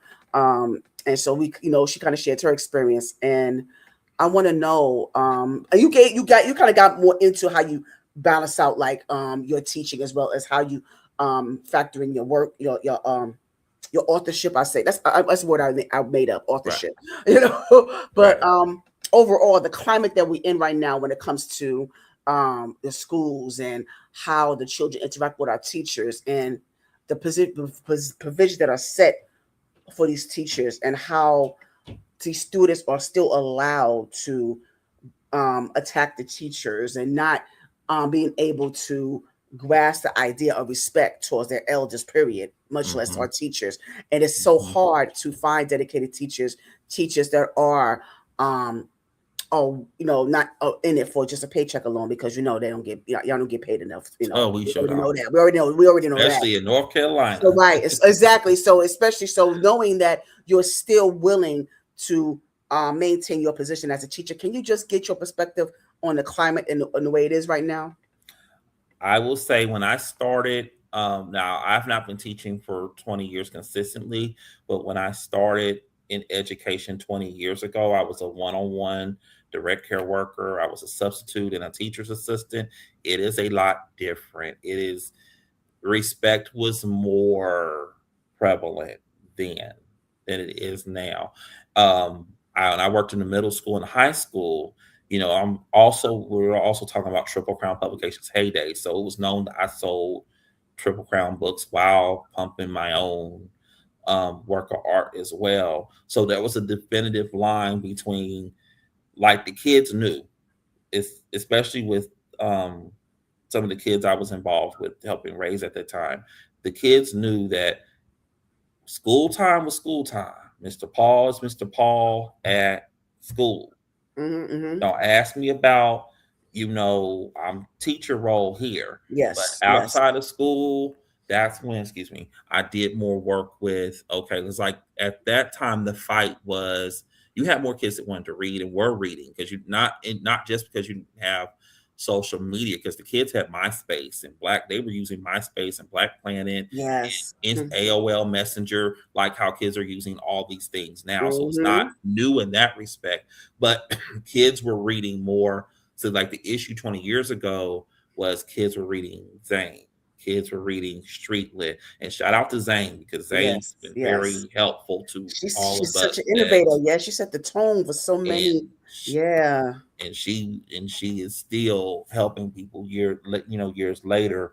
But the conversation then was how a lot of us got into young adult fiction was we need to create age appropriate stuff, because there was a gap. Because don't get me wrong, I love Walter D. Myers, and I still like and recommend his books today. But Walter D. Meyer, we're coming into an age where some of Walter D. Meyer's books they're 50 years old now. They were 30 years old then. So you're not Mm-hmm. relating to Walter D. Myers the way I got into Walter D. Myers, because I came up where people reliving the 70s. Now I can't get the kids to read a paragraph, let Yeah, alone, and yeah. I can, like I tell my colleagues now, remember how y'all was snatching up all those street lit books and Zane books and other Lisa Jackson books and other people's books? These are the children of the people y'all snatched the books from. Yeah, So yeah. now they're not wanting to read, because it was like when I wanted to read, and that's the fight I'm having now with some of my colleagues. The books the people you were snatching books from, these are the children, the kids that you snatched the books from.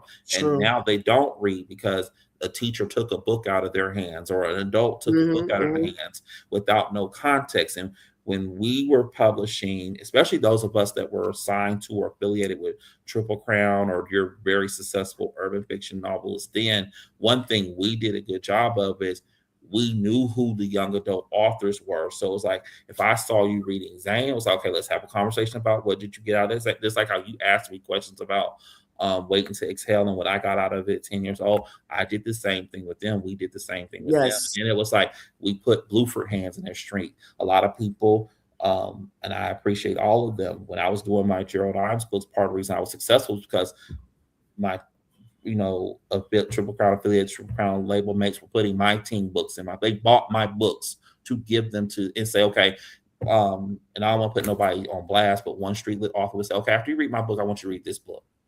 He's young, he's younger, he's up and coming, he's doing books that are your age.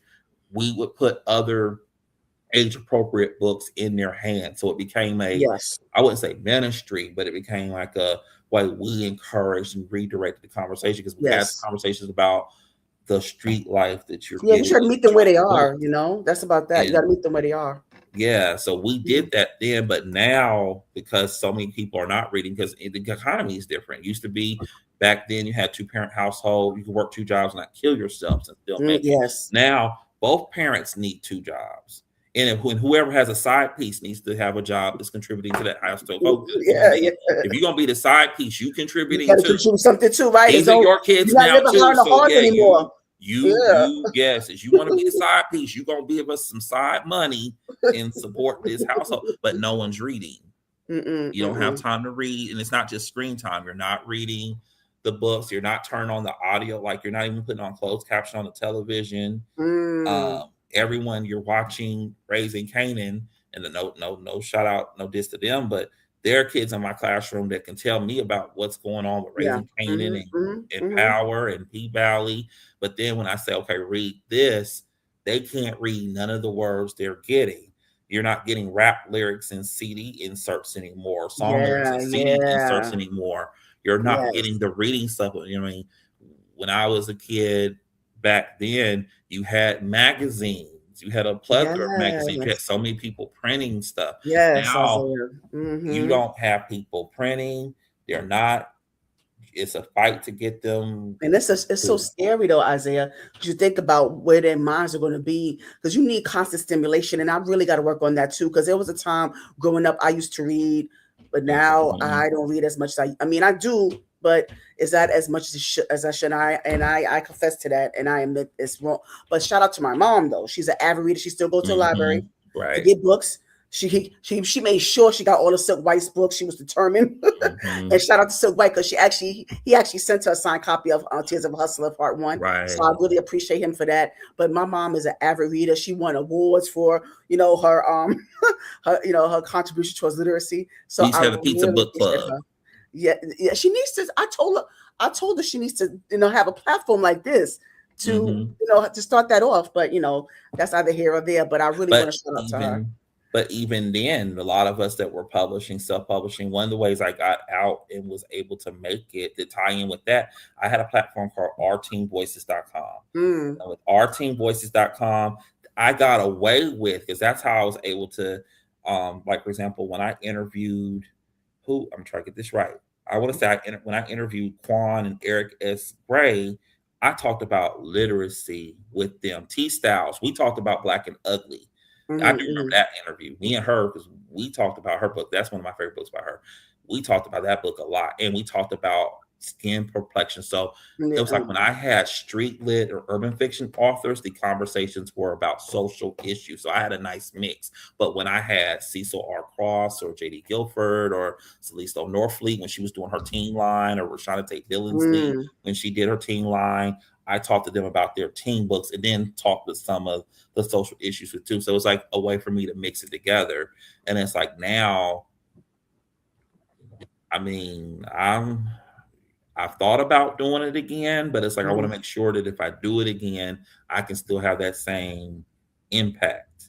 I think you will. So that's what, and you don't really have a lot of people like, because even back then you had um readers groups. You don't really have Yes. the readers groups now, Yes. not like it was then. Yeah. Yeah. That's true. Yeah, that's so true. So I think that that's something to be discussed. That sounds like a panel discussion, by the way, Isaiah. Thank you for drilling that in me. Yeah, because I'm trying to No problem. think of different panel topics to discuss because I'm trying to establish that like at least once a month. Have like panel discussion. So I'm still working on that. It's kind of hard because I really want Right. to go against the grain on this one. I want to kind of speak on topics that I don't want to have the same old generic traditional style of panel discussions. I want it to be like I want to kind of get in the gutter with it. Let me just Right. be honest with you. Yeah. So yeah. So thank you for kind of Yeah, no getting that on problem. me. No Yeah. problem. All Because I'm right. used to I'm Mm. used to even seeing that, and you don't see that now so much, or it's only certain Right. people or in Hmm. certain sessions, and even with technology, it's not being recorded or accessible Right. Right. like it used to be back then. And so, what do you suggest? What are some of the ways that we can reverse that? Like, what are some of the ways we can? What are some of the things we can do in an effort to re-engage? Or try to push people, Uh, adults and children, into Adults need to read reading. more first and foremost because Mm. we need time where we're not, working crazy hours, where we actually have downtime to enjoy being adults. Because if we're not taking care of ourselves, you're not going to take care of these kids. Yes. That's where part of it comes Facts. into. Hmm. I think that because, and as far as kids, graphic novels are popular, so Anime. that's Mhm. a thing, and I do Mm. incorporate graphic novels in my books. I use like the I Survived has a graphic novel series, so it's like we read both the textbook and the graphic novel. There's the graphic version of the Babysitters Club, so I buy a lot of those. Mm. I always get it wrong, so please, I Mhm. don't want none of the mango people to kill me. Naruto, Dragon. I was gonna get Dragon Dragon Ball Ball Z. Z. Yeah. So I do incorporate some of the literary experts on TikTok. That was something they recommended that I was able to keep going, but it needs to be consistent because eating more, and I'm not bashing my particular school in particular, but the truth is in education now, the other big thing is 20 years ago, yeah, they took tests, but you had time to talk about current events. Um, you could mention being Muslim and it not be such a stigma Yes. because there Yes. was a way you could do it. Hmm. Now our hands are tied behind our back. I have to be careful with how I speak about Yes. certain topics because not that the kids can't handle it. I have to worry. My Yes. biggest No. problem is, I can handle the little chair throwers. I can handle the cussers. I have to worry about the The coworkers parents. I have that are jealous because they haven't done their dreams or they're not happy in their lives and they're only happy if they can. Like I work with people and have worked with people who their greatest joy in the world is tearing someone down. Yeah. Yeah. They get a kick out of, Hmm. I done brought him down. I destroyed his world. It gives them the biggest orgasm in the world. And Yes. that's so terrible. Isn't that? It's horrible. It's horrible. Yeah. So yeah, but And look out for those. um, so and how it relates like with the kids, it's like you want to introduce them to certain things, but it's like if this book is not on this approved list, like now I got to keep track of how many books and like there's some teachers don't want libraries in their books anymore because you Hmm. got to keep a spreadsheet, and if you forget to update a book in a spreadsheet, it's a North Carolina law now, so it's kind of like discourage people from wanting to do such a thing. And then I got to know what's in all the books. I don't have time to read the 700 books that in my library. And I was nice enough that a teacher gave me more than half of my classroom library. I Mm. I have yet to read all those books. And with the new books, it's like I'm trusting. I mean, I skim through it, make sure there's no major cuss words or nothing, too Right, right. obvious. But with everything else I got going on, I have time to read like I used to. It used to be teachers had time to read in the classroom. And if you were reading a book to the classroom, nothing was said. Now, how is this impacting our scores? How is this going to get us to be A school, B school, C school? How is this going to show growth with our kids? Well, our kids can't read sight words. Mm-hmm. Mm. They can't, we don't get a chance to write. So that's another thing. You don't get a chance to write in the schools too much anymore. So Yeah, and they don't know cursive either. hmm Yeah. I made the So mistake of promising I was going to teach kids to write cursive. what Never happened? make that promise again. Hurt my heart because I really wanted to do it. Like I Yeah, had every yeah, intention in the world to do it, half the stuff, but didn't get to do it. I said, I will never say that again. yeah. Okay. Now sometimes it's, you I know your intentions were pure, so Yeah. we get that. But now I want to get a little bit more screenwriting. Let's get into that. Yes. I Yeah. got into screenwriting when I was at A&T. No, before I was at A&T, I in high school, I knew I wanted to be an alpha. I figured it out. I wanted to be an alpha. And I Okay. eventually became one. Took a long time, but I eventually became one. Um, and so there was a man named Darius Gordine. He wrote a soap opera called Acid. He later called it Acid Sands Burn, and it What's was it on called? his it was What's it on called? his it's called As the Sands Burn, and it As was as this like how remember like as the world turns. oh, okay. So it was in Greek terminology, as the sands burns you. If you As it become says Greek, burn. if you pledge, you cross the burning sands. That's where that Oh, comes okay, from. okay. Kind of. So he wrote a soap opera about Greek life, and he talked in Mm. different characters. Some were Greek, some were trying to become Greek, some were against Greeks or whatever. And in a college HBCU setting, and so he was writing these soap operas, and next thing you know, I wanted to write these too. So I was reading them. I wasn't supposed to be reading them, but I was reading them. Um, and I started writing my own web drama. So while I was writing novels, I was writing these things as well. And um, so I was going back and forth between writing books, writing the web dramas, and I would publish them online like he published his online. Because for a while, BET.com, it was a as a Sandsburg segment for like 3 or 4 years. They published some of his soap operas on their website. So I was like, okay, this could be another avenue I can get into publishing. And so I would, when my Hold On Be Strong got to be popular. Of course, everybody wanted Hold On Be Strong too.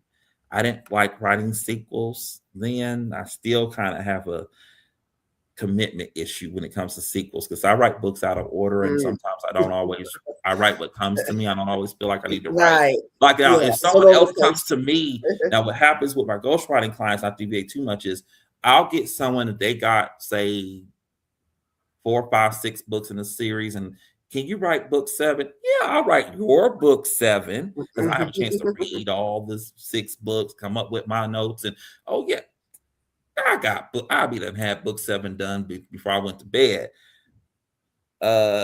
You know why I don't have no book 7? I can do it for somebody else's books. I can't do it for Yeah, mine. but Kind of not like in the editing. order that you I'm want good it. at Right. proofreading, editing. I'm good at proofreading everybody else's books, but don't ask me no questions about mine. Because you have a whole different totally different Yeah. system going on. So those skills were useful. So as you have some of your traditional script writing devices, and you get with writing web dramas, you get to incorporate more literary devices. So your paragraphs can be paragraphs versus like when you write a script, you're given instructions on how the actors are supposed to be Hmm. on Hmm. a set, or you have like 1 or 2 lines to set the mode, and then you got to give a whole bunch of dialogue. When you read my scripts, and one of the reasons that they picked Blackville ended up being picked up, I was commissioned to write It was a television show before it became a movie. Before they put all the episodes together for a movie, it was a television show. And I was commissioned to write that show. I had been trying to get into that for years because I was like, okay, people don't want to read the scripts now. They actually want to see the movies. And now more and more people are getting on YouTube to put Mhm. their short Mhm. films and stuff Mhm. together. You're Mhm. breaking barriers to where people are being able to get these ensemble casts to put things together. I had been doing um I had gotten back into writing scripts around there's a television show called Free Fall.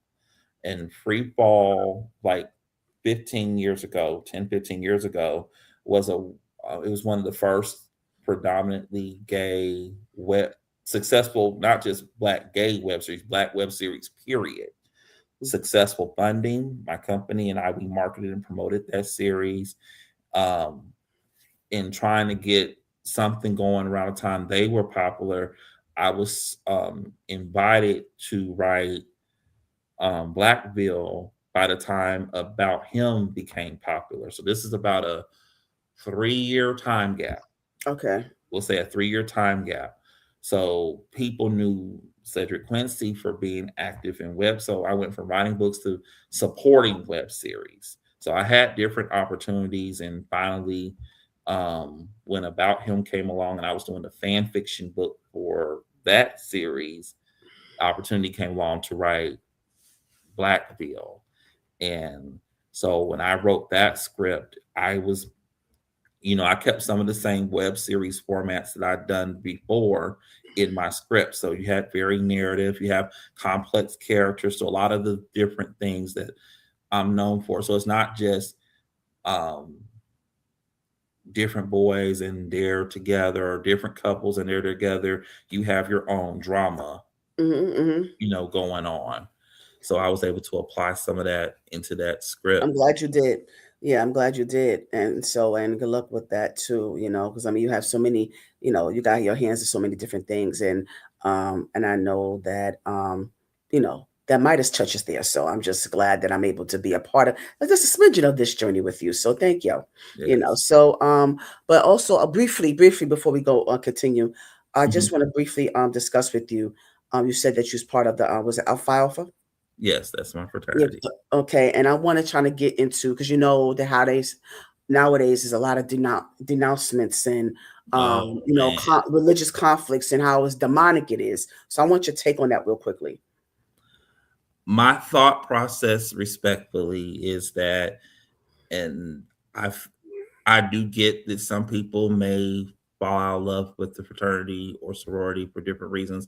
Everybody has, I can only say so much because I'm one of those Mhm, people that, if because this is an open platform, mhm, mhm. I have to be careful what I say. And what I say Yes. is not it's my opinion, not Right, necessarily not of my necessarily of those fraternity. So organization. don't Mhm, brothers, mhm, don't come for me. mhm, But um I do get the spiritual aspect of why some people choose to denounce, but I also feel like not everybody is just as, like, people don't join Greek letter organizations for the right reason. Not everybody is publicly denouncing for the right reason either. Some people, it is an ulterior motive. I mean, I get mhm, it. You fall out of love with you know, you fall out of love with your brothers or your sisters. Because like I tell anybody that's interested in my frat, look, real me, I have brothers, I have frat, and it's some jokers in my letters. That's not what I say, but respect your mhm, platform. It's some jokers in my letters. Everybody is frat until they show me they are one or the other. mhm, You know, not everybody, you're not going to agree with everybody in your fraternity. Not everybody came in the same way. It's not always a choice in how you come in. mhm, But again, mhm. that's a whole, I can't get into that conversation on this platform. But having said that, you know, not everybody is choosing to, like, for some people it is a financial gain. They're getting something out of it. But some people, if it's your spiritual journey, if that's what God told you to do, then go with God. Okay, well said, duly noted. And so, Isaiah, I want to have a little bit of fun with you, even though I've enjoyed this interview so far, but I want to have some extra fun with you. All All right. right. So I enjoy playing this game called This or That. Ooh.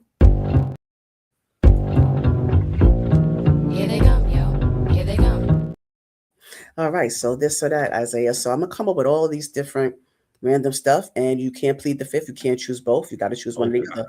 This or that. Uh-oh. All right, all right. Oh, stop it. Everybody gotta be so dramatic when I do this. No. Just I missed this part relax. of the research. No, I'm kidding. Yeah, just relax. Oh, it's all in fun. You Yes. know. So now, we speak a lot, and it's mostly going to be more towards your fields, by the way. You Okay. know, so you mentioned because you did some name dropping. So Terry McMillan or BB Moore Campbell. I got you already. Yes, I Got me love it. I already. love it. Yes, I love it. I will say What You Owe Me is my favorite book out of the books in those two women's catalogs. Um, I have a great respect for both of them. Hmm. I Hmm. think I identified more with that. I'm also familiar with, to an extent, the story of her daughter as well. So I would definitely say BB Moore Campbell. Okay. May she rest in peace. Yes. Um, Walter Mosley or Donald Goings? See, you trying to start some mess. I know, I know. Yeah, Oh, I mm, gotta go. I gotta, I- and it's hard because I'm a big Snowfall fan too. But Donald Goines, that's the OG man. I gotta go with the elders. I studied Donald Goines. I studied Walter yeah, Mosley yeah, too, ain't but right. It's was he? We was like really in these deep in the like if you talking yes, about ghetto urban, like he is like the one of the pioneers of urban his books were the easiest to novels. hide. No, no, no, no. He was raw with it. No, he was very No, I'm talking unfiltered. about the size of the books. He had them Oh, paper mass oh, oh, market oh. paperbacks. Okay. You can slip them in the pocket. You can hide those quicker than you could hide the trade paperbacks. You couldn't hide no big bulky book like this. You got to hide the Yeah. small ones. You can slip them in the back pocket. No one could put his shirt over it. No one knew. So, Thanksgiving or Christmas? Mm. For what it means now, Thanksgiving. Okay. What does it mean to you? Real quickly. Thanksgiving, a moment of reflection, thankfulness, peace. Some family get-togethers. I work a lot Thanksgiving, but Mm, still Thanksgiving. got It's you. not as commercial. No, I'm lying. It is commercial, but you don't spend as much money. It's more about most people, or at least most people I know, they it seems to be more joyous because you're meeting with your family without any expectations Okay. per Mm, se. nice. Well said. Well said. Okay. So, um, Love and Hip Hop New York or Love and Hip Hop Atlanta? If you watch, let me know if you haven't I watched any didn't of them. I didn't watch Lovin'. That's Okay. not Let me mine. know. Okay. Because you have to be familiar with both. So, okay. Let me change it. Yeah. Yeah. Okay. Let me change it. All right. So, Um, and I just had it too. Okay. And I just listened to this person today. How much do you know about gospel music? Gospel music? How much is your knowledge of the if it's not I can kind of Not not understand the new not the new gospel music. old Some of your school. traditional or old school. So Yeah, I know some. okay, so all right, so let me okay, I think hopefully you should maybe know these two. Hezekiah Walker or Fred Hammond. Oh, that's a conflict because Yeah, I know. I have friends that are in the Hezekiah Walker's choir. So This yeah, is your that's this is your this is your choosing now. I Don't gotta make go me with the just family on that one. I love Fred no Hammond, don't but I'm gonna go with the family on that one. I mean come on, I'm not gonna go against. this is Yeah, your this or that. This is your choices here. yes, You know? Well you yes. I'm don't try I'm to gonna meet them go out with outside, that you one. guys. To the I'm choir members of the Love Fellowship choir, don't meet a, Isaiah outside. I'm asking. These are this is my doing. Okay. and they did, and she didn't know. She didn't know because I Yes, don't. I That's didn't not know. something I Yes. broadcast a whole lot. It's all on me. But It's all on me. You know? yeah, I actually know some people that were in the choir, so I definitely go ride with Yeah, family on I that one. know. Like, so you gotta tread lightly. No, no, no. That's all. That's all right. You ain't gotta tread that lightly. That's all. Don't worry about it. You Mhm. know. Okay. So it nothing was I don't want to say it wrong. It's nothing for nothing or what's the first book you wrote? Never too Never, much. never too much. Never too much, or nothing for nothing. Oh, that's not fair. I would say nothing is for nothing. I'm more mature this go round. Although I like the current version of Never Too Much now, definitely I think the goal I hit that one harder. Okay, okay. Duly noted. All right, Yeah, so definitely, um, definitely. uh, make sure you cop it. That's right. That's right. You better put in Yes, that. You better go do that plugin. You better do that plugin. got Okay. to. Yeah. So all right. So Elin Harris or Omar Tari. You went for the juggler every time. I know. I'm getting. I know. I'm getting it. I'm And loving it that's too. I'm hard because loving it. I had, oh my goodness.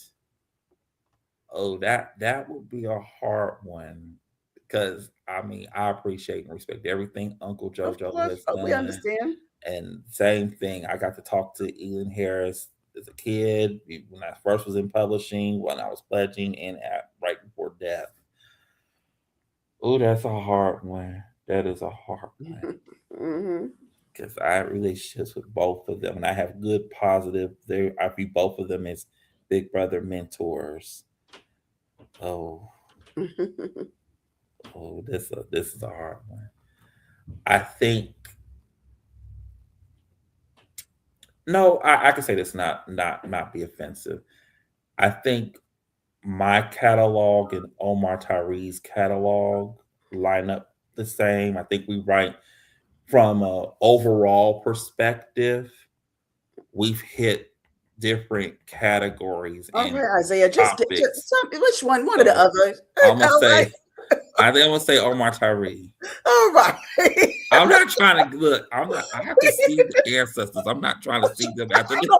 Are you trying real hard? He's like, look, I'm trying not to get in any trouble here. Please, Lord, Yes, don't give me. I'm we're trying to not getting tread in lightly, trouble. Lord. He's giving me a whole soliloquy. Okay. Now, Sorry. like, just, so I don't know how much music, but just let me know. LaBelle or Pointer Sisters? LaBelle. Okay, okay. And see, Family Matters or Cosby Show? Mm. Cosby Show. Yeah, yeah. See, that was that hard. I know it was hard. I know I got you. Yeah, that last one was hard. I know, I know. All right, bad old me. That's bad old me. You know. Yes. So, all right. So these are two final questions I asked before we wrap up, and Okay. what are the answers that I received? So I'm looking forward to yours. So if you had the opportunity to have five people at the Cedia table, dead or alive, who would they be and why? I need the why for each one. Okay. I thought about this one. I'm gonna start with Huey P. Newton. Mm, I have to have the founder of the Black Panther Party. Um,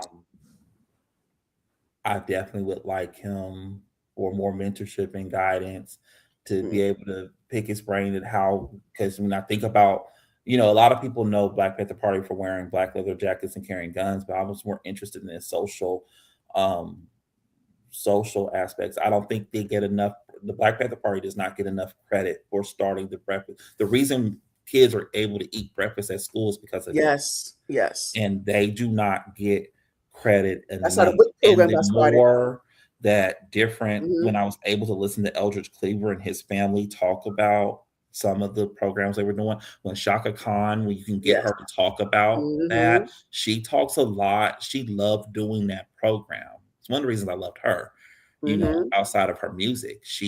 That aligned with something that I like. So to be able to pick his brain, and even though you don't know him for business, I think that he probably could give me business advice because when I think about things I want to do socially, even if I'm not able to do them now, things I've always wanted to do socially, kind of like my views more line up with that. So I think he could give me mentorship in that Hmm. regard too. Okay. Um, next, oh, I would definitely say Elin Harris. So even though I didn't pick him between Uh, him and uh, Omar uh, Tariq, I you would picking it bring now. if I could bring him back. I miss I didn't get, and it's not saying I got to talk to him all the time, but I appreciated the times I was able to talk with him. He knew about Cedric Quincy before Mm. I ended up bringing that back out. It was one of the last conversations me and him had briefly, was about doing that route, because um, that's one of the very few male females. Like most of your Black writers that write LGBTQ, they're straight, gay, or lesbian. No one, Mhm, and it's mhm, even more taboo to talk about men that are writing about bisexuality or swinging and stuff like that. So to be able to talk about literacy, because when I think about what he did for a lot of people don't realize this, but most of your successful self-published authors now, he taught them how to be successful. Like he helped mhm. Victoria Christopher Murray be successful. Right. He influenced Terry Woods. A lot of people don't know that, but he doesn't get enough credit for that. Okay, Um, next one. Next one to be able to sit down and talk with now. Uh, and I knew this question was coming. Um, Mhm, I would love to have one more conversation with Mr. Joe Dudley, mhm, founder of Dudley Products. I sold mm. Dudley Products in college. Um, Interesting. he got Mm. my mind right a lot when I got to Yeah, talk, I've been using his interact with products for him. years. Love, shout out to the Dudley and Oaksby families, Yeah. because they were very helpful in just helping me with sales. And even I reference some of that now in some of my books, being able to sell products.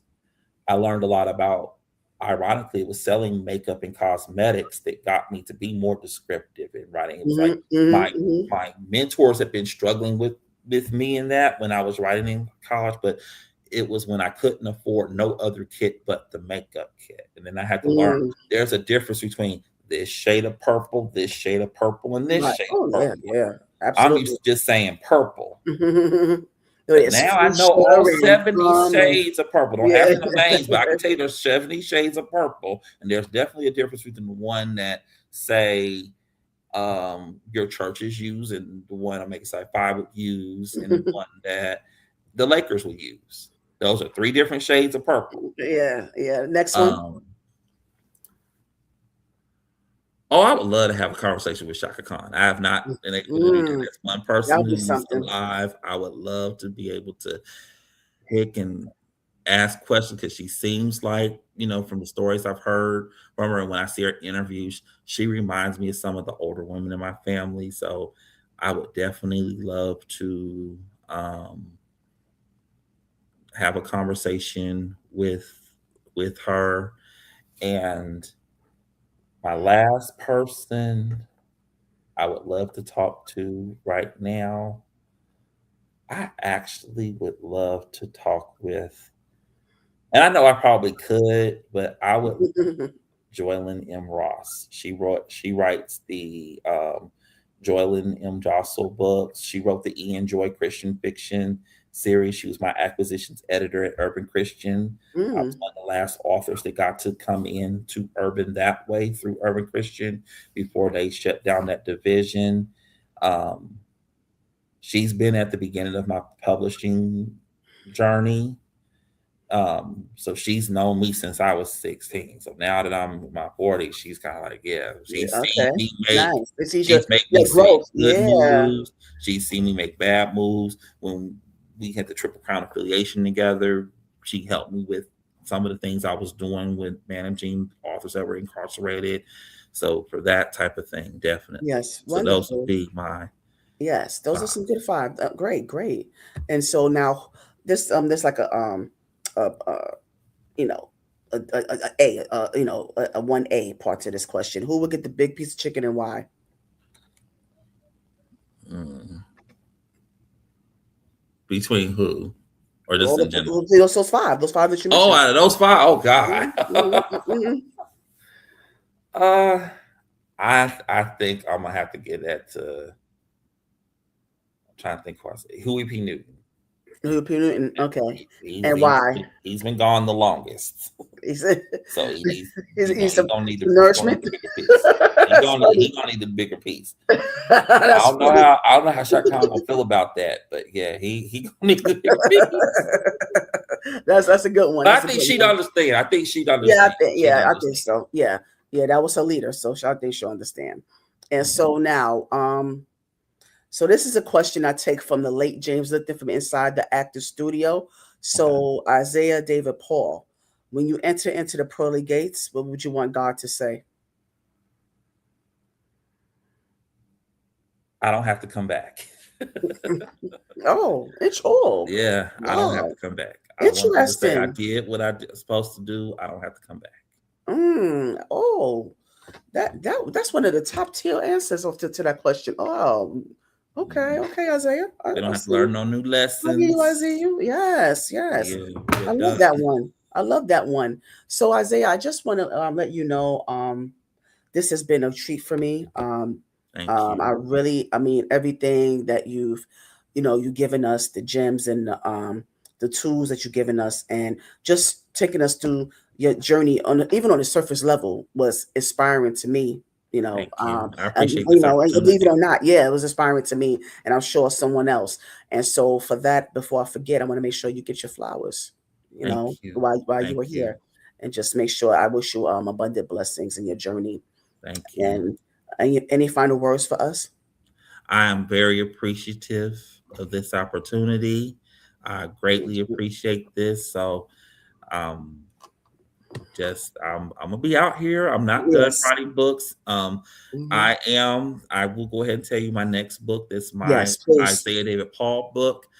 It's gonna be called Hope, Passion, Love. Those of you who wanted Mhm. the sequel to, it's called I Get Around Now, but when it was Hold On, Be Strong, you will finally get the web series in novel form. It will come out Black Friday. Okay, you hear that? Yes. All right, you hear Both that? seasons Mhm. 1 and 2. There'll be two Yes. separate books. Hope, Passion, Love, and Make You Sweat will be how I end the year. Hope, passion, love, and make you sweat. Yes, both books will be out this Uh, year. all righty. Duly noted, ladies and gentlemen. This is Isaiah David Paul. Good night, Thank you. absolutely, and God bless you. God bless you too. And I really appreciate this Absolutely, opportunity. you too. You too. Yes, yes, yes. So yes, that was Isaiah David Paul in the building. I mean, someone that these are the type of people that you definitely need to aspire to. So I'm hoping that um a lot of a lot of people, a lot of parents that have children, different age groups, I really think that you need to take heed to all of the gems that were given. I think it's so important, because I mean, because he's really kind of, I mean, in his own way, he's did a lot of pouring into. I always try to use that because this is something that I don't take for granted. When someone pours life into something, or pour life into certain circumstances, or breathe life into your purpose. And that's what Isaiah Paul did for myself, and I think hopefully a lot of the people that follow, or a lot of people that will that will watch the replay of this, or those who are in the bushes that were watching. I think that you would understand the whole idea of pouring into your purpose. And I really hope that you take a lot of stock into what Isaiah has taught us. Because I think, I always, I absorb when I start getting into absorption mode.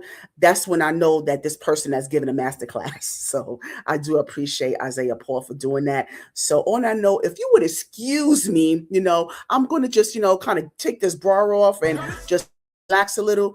And so in the meantime, I want you to do what my boy 82 would say. Make sure you subscribe today, because you gonna have to pay. I don't know what, but you gonna have to pay. Hey, break it down.